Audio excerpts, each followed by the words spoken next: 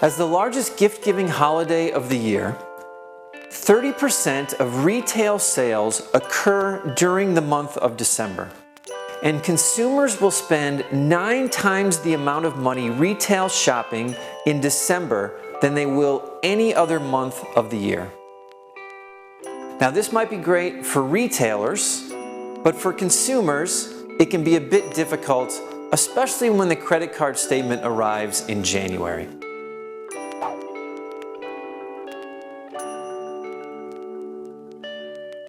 It seems that keeping holiday spending in check is an annual struggle.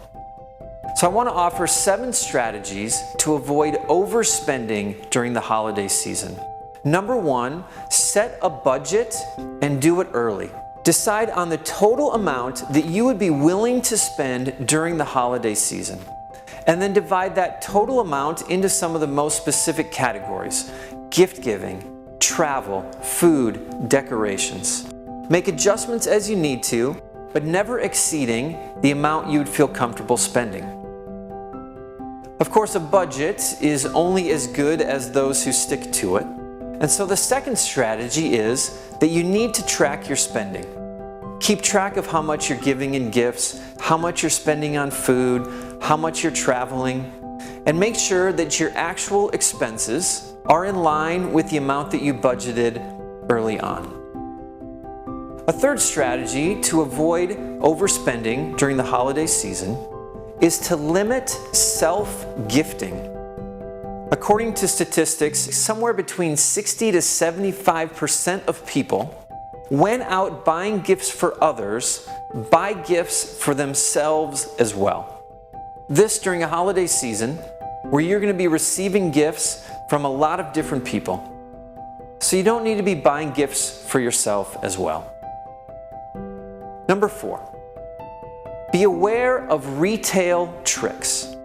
Every store is going to work as hard as they can to get as much money out of you as they possibly can. Gift cards, loyalty points, loss leaders, even the music they play, the way they design their store is all set up to get you to spend more.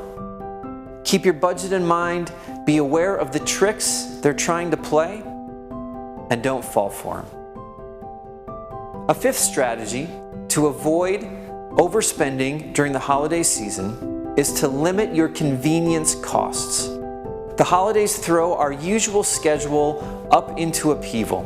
We're running from one event to another, we're scurrying about, which tends to lead to eating out more often, getting more coffee or pretzels or snacks, whatever it might be.